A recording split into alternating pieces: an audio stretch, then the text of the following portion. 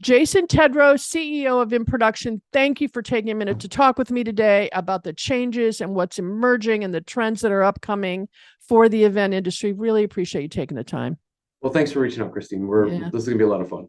Okay, you talked to me last week when we were preparing for this about a couple of the some of the things you've seen, and I was blown away. Okay, first thing, talk to me about this increase you're seeing in people ordering more and more seats. Are more and more people coming out to go to events? What's going on? Yeah, I mean they really are. So if you think about what's going on in the event industry, it's the tagline I've been using is it's bigger, better, faster, right? So everybody across the board, be it a golf tournament, concert, other sporting event, anything, it's bigger. Everybody wants more space, more seating, just bigger events.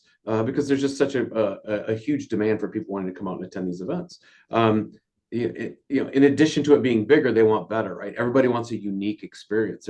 There is competition out there for the next ticket. So how can they make their event stand out? So we're not just making it bigger and more seats and bigger floors and things like that, but how can we make their event stand out? Different kinds of creative structures and things like that. So are they putting more seats in so people can self-distance? Yeah, I would say that's part of the motivation, right? So what you're finding is, yeah, yes, there's an increase in demand just for tickets, but there's also an increase in demand for higher end hospitality where a company or a group of people have their own space, and then they can handle not only how many people are in that space and how people spread out in that space, but control of who gets in and out of that space. So are you seeing events that never had hospitality suites that are now selling hospitality suites to their sponsorship people? We're seeing a little bit of that, but I would say we're seeing more where either two things. One is they used to have some hospitality and now they're multiplying that by, 3 or 4 or 5 times. And the other one is we're seeing some good events that have always been successful, but have never even say had a waiting list for hospitality that now are all of a sudden, backed up for potentially for years. And then that of course drives, all right, how can we get more hospitality and bigger structures and taller structures at our events? It's funny that you're saying that because as somebody who's in marketing and we do a lot of strategy, sponsorship strategy for our clients, we are finding also that they're moving more and more to the event experience also because individuals are spending more money on experiences than they are on products. And so that probably has something to do with it too, I would think.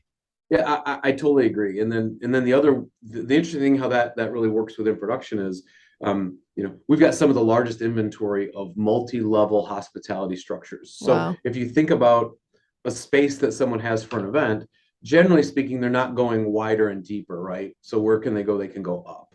So if you want to bring in more suites, I really can't get farther away from the action, but I can go up. And just it really complements the inventory of multi-level hospitality structures that we have, and it plays directly into what our customers are looking for. So it's really a win for everybody.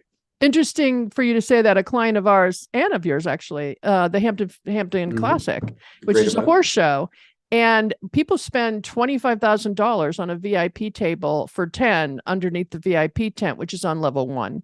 Okay, but the best seats in the house, people who are spending those $25,000 are also buying seats up in the amazing bleachers that you guys have put in there because you can see the entire course. Right. So if you're really a horse person and you want to see the Grand Prix final, you're going to go back and forth between, being with the people in the VIP tent, but also getting that view. So a second tier hospitality suite sometimes gives you a much better view of the action.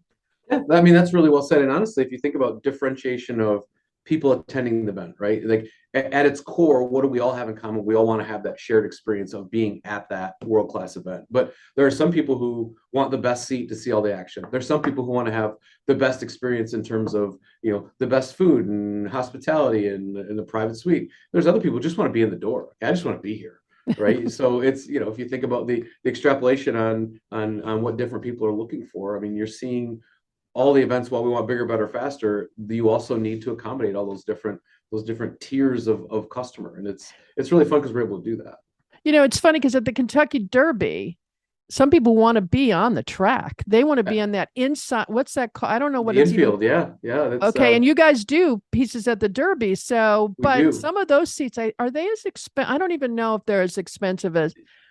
You know, what's funny is when I was just even giving the example of the extrapolation of clients at the event, you could not pick a better event than the Kentucky Derby, right? You've got, Yeah. Millionaires Row, you've got great seats, up close to the track, you've got suites on the infield, and then you've got the infield tickets that's traditionally where, the college students and the people going there for the, hey, I'm at the Derby and I'm having a great time, right? They're looking for a different experience than the VIPs up it's in the Millionaires Row area. So it's Well, fun. and the one of the other things I'm just going to change direction a little bit here. One of the other things that you said last week that sort of slayed me, even though I know you guys do that, is that about 15 years ago, pop-up stores started to take place everywhere. New York City, especially around Christmas time, they would take an empty space, somebody would buy it for the month and do a pop-up space, bring something in, and they did wonders. They still do wonders. People are still loving them.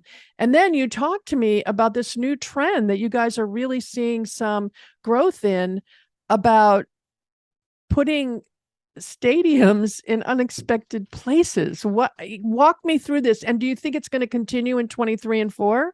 Yeah, that's a great question.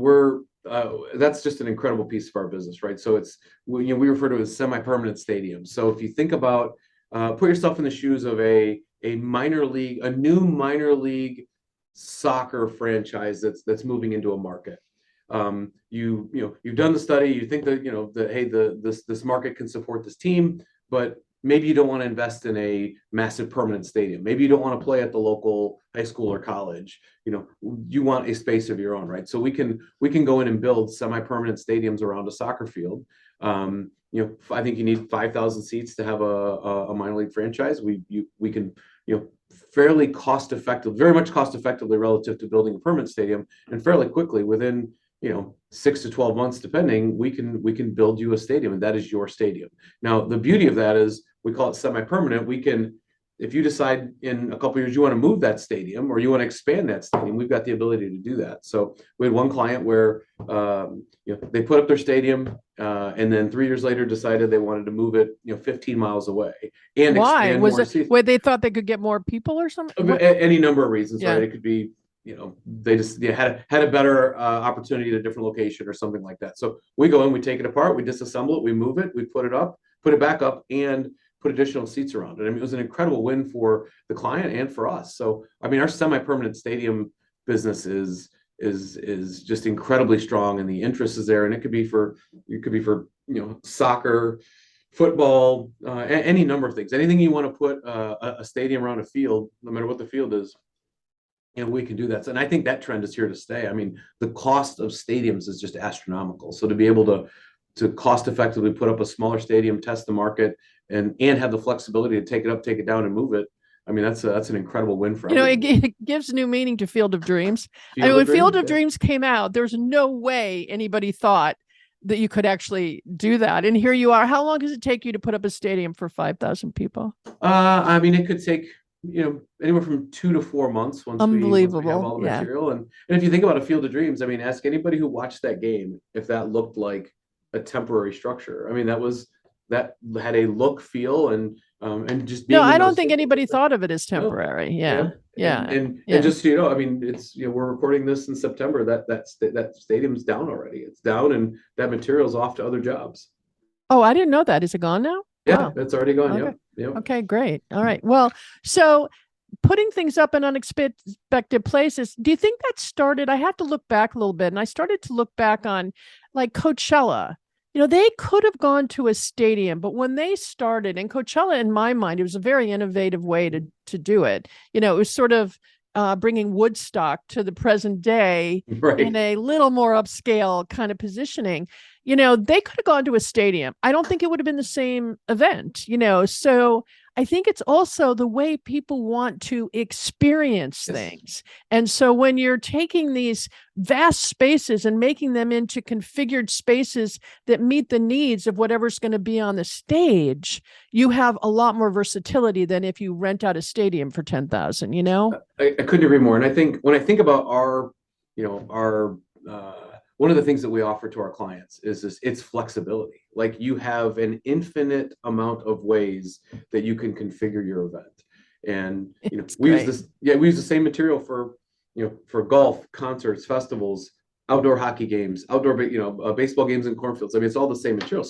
So depending on how tastes are changing, how maybe you want bigger spaces that people can spread out. Maybe you want more compact spaces that go higher.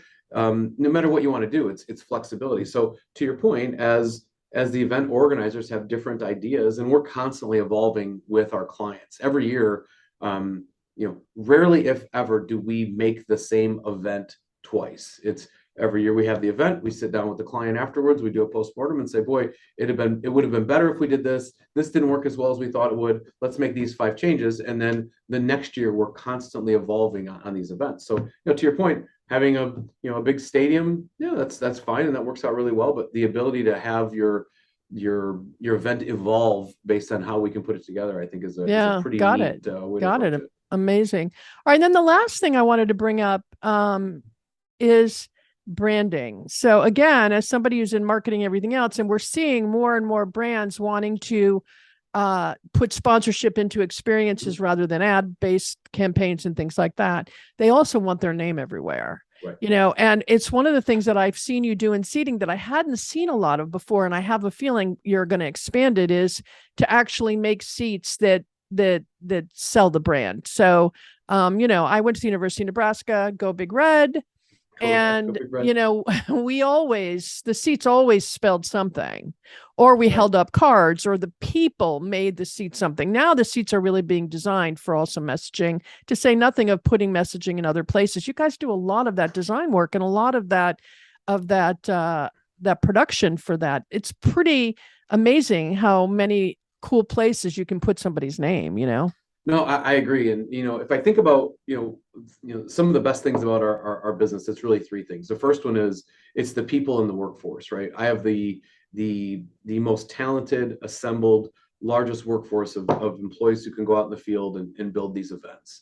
Number 2 is the inventory that we've got, and it allows us to be flexible in terms of how we build these things and really meet the customer's needs. But the third thing that I think is you just can't overstate it enough, is we have an incredibly talented design team that can work with every client no matter what the event is, and not only show them how the different structures will look on their jobs and on their sites and things like that, but also can come up with these creative ideas about, hey, what we could do is these should all be white seats, and then these can be red seats that spell out USA at the Solheim Cup and things like that. So what we're finding is it's all about branding and creativity and the experience. And really, when you add up kind of our workforce, our inventory, and the talent of our designers on the team to really help our clients kind of get to the event that they're trying to build, the event that's in their vision, I think I'm just really proud of the work that we're able to do and kind of bring those 3 things together to create these just incredible world-class events.